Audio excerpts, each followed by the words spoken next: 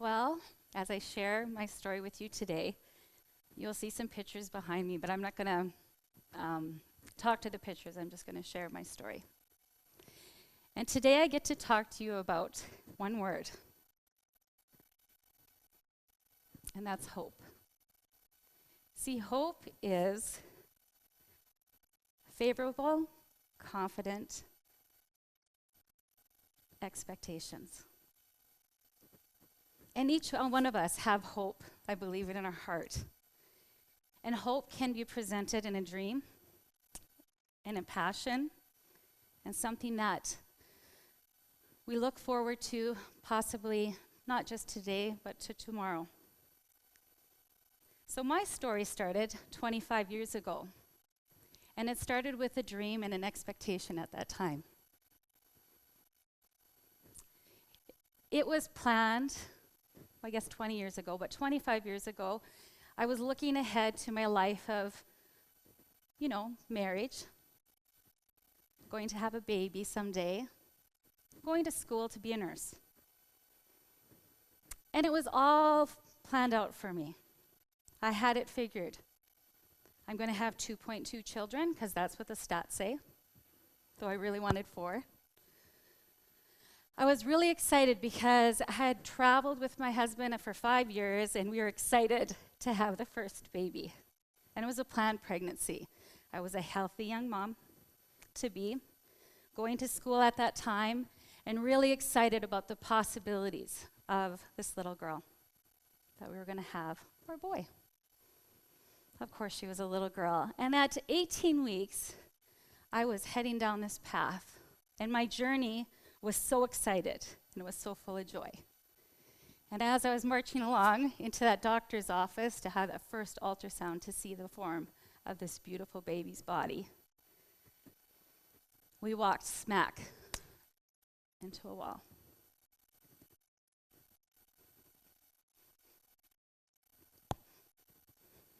That little girl, our baby to be, the doctor said, was going to be born with something called spina bifida. Myelomeningocele, they said. Hydrocephalus. As a nurse, it was interesting. At that particular week, I was studying neurology, and I had a faint idea of what he was saying. What did this mean for us? What did this mean for the dream? What did this mean for our family? It meant decisions. It meant changing the path and the direction of my life, my plan, and heading in a totally different direction. So we did. And we gave birth to a beautiful girl. Isn't she cute? You get to see my daughter, and I get to brag about her. But gave birth to a beautiful girl named Acacia. And we named her Acacia Rochelle, and it meant innocent lamb. And she taught me things right from the very birth. And her whole life taught me so many lessons that I get to share with you today. Acacia taught me that diversity is the right way to live. That there's no perfect, normal human being out there. That each one of us have differences. Each one of us have diversity. There's nothing typical about any human being. And though you may live your life from a wheelchair or a walker, you may be visually impaired, you can make a difference in your world. Acacia would do that. She was like a bright light. And even though the first year of her life she spent in the hospital, 13 neurosurgeries to fix stuff that couldn't be fixed. Acacia came through all of that with a brilliant smile on her face. And even at the age of 3, she would wheel into the room and be present. And she would look in the crowd and she would say, "You." And she would wheel over to you and she would give you the hug that you needed. I remember the story of Acacia, and it's interesting how life goes on. It was her first preschool class, and it was down the stairs, so we would carry her in her wheelchair down the stairs to this little Rascals preschool. And unknown to my 3-year-old daughter, there was a grieving widow that was going to be her teacher. And Shirley was in the room, and Acacia wheeled right up here and held her hand and said, "It'll be okay," and made a difference in that woman's life. Little did this girl know, who lived with intention and purpose, that woman, I had been the nurse to her husband in medical pediatric ICU. So this little girl, who was a gift to me, became my passion. She opened my eyes to differences, and she opened my eyes to children with medical needs. And she taught me that as a mom, we can make a difference. And so that passion became my profession. My plan wasn't to work in medical pediatric ICU. I was going to be an emerge nurse. I was going to rescue lives as they whisked into the door and work with doctors, and it was going to be fun. But I ended up working in NPICU and neonatal for 13 years. And I worked with families and children that face life and death because of my little girl. Acacia not only taught me how to be present, but also to have dreams. And even though you may face difficulties, even though you may face challenges, even though you may run smack dab into a wall and your whole life feels shattered, you can make a difference in another human being. See, Acacia taught me that we don't care for just ourselves, but we need to care for others. At that time, when Acacia was quite young, and by then we had Victoria, I noticed a trend in the hospital, and there was children living in the hospital, and one of them was Hope. And I think it's amazing that the little girl that we fostered, who became an inspiration to what's called Hope's Home today, and people always wonder why, was a little girl named Hope. And I love that word. I think we live in a world that's so hopeless. We live in a world that looks at today and gets full of anxiety. We look about tomorrow and we're full of worry. And I thank God every day that I had the opportunity to be the mom of a girl who taught me to make a difference, who taught me that life, like a cherry blossom, is so fragile. And we have a choice every day of how we're going to live today. We can be present in the moment. We can dream big. We can have passion for something very special. And today we've heard so many people, so many stories of passion.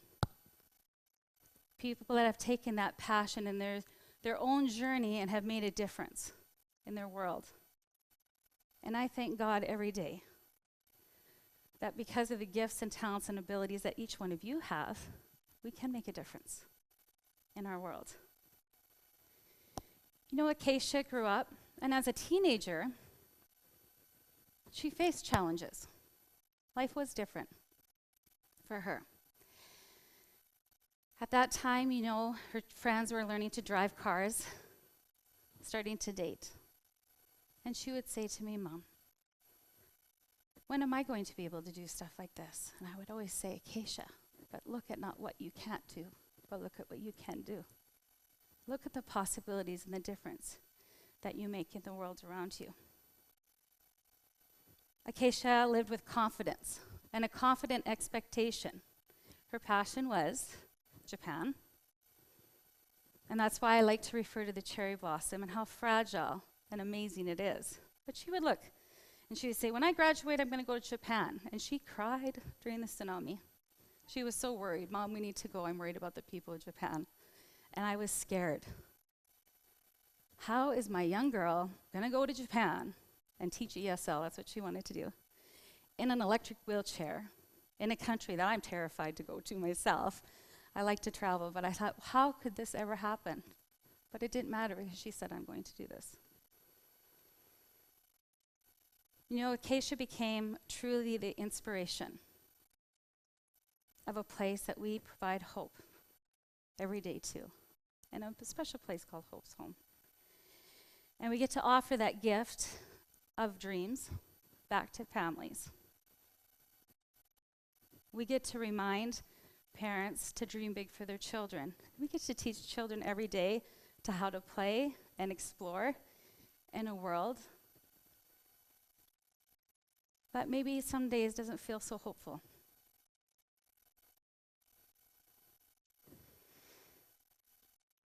Acacia's life took me down a path and a journey that I would have never chosen if I'd have known 20 years ago. She took me down a path that was full of joy and still is. Acacia was a giver of life, and in her moment and in her days, she would offer life and love to everyone around her. She fought with her brother and sister a lot. And we talk about that today, about the fights and the challenges that she had, and she was very real.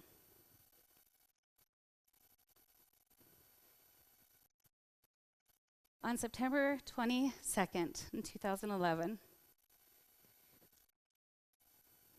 her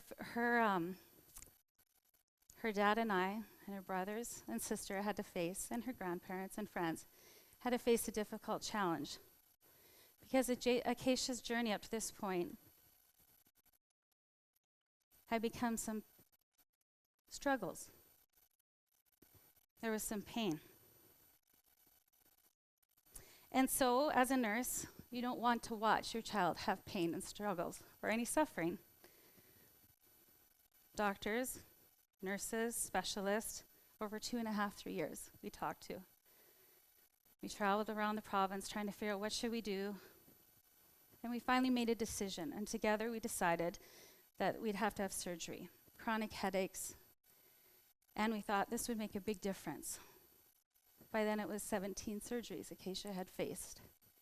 And as you've seen from her pictures, she faced stuff with such joy.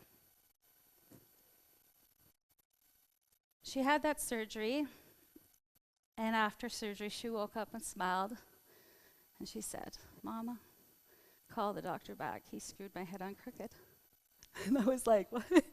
And we laughed because she always was, and then she smiled. And she always brought humor into very difficult situations. And we talked, and she settled in for the night. 12 hours later, that beautiful gift went into a coma. And my beautiful gift from God gave not only in her life, but she gave in her death. September 23rd, 2011, Acacia was an organ donor, and she saved 5 lives. And we wrote a letter to those families and those people and reminded them to live life to the fullest. You may look at me and say, "That's such a sad story." You know what? It is sad, and it's hard to be a mom and share my heart with you. But today, I want to tell you something very special. Acacia lived every single day to the fullest. She lived 18 years, 1 month. And I know that she met every goal in her life. Acacia taught me to hope and dream big. She taught me to live every life to the max. And to look beyond myself and my circumstances and my own pain and suffering, and to look to others and to give and to impart hope, and to remind each one of you today that there truly is no place like hope. God bless.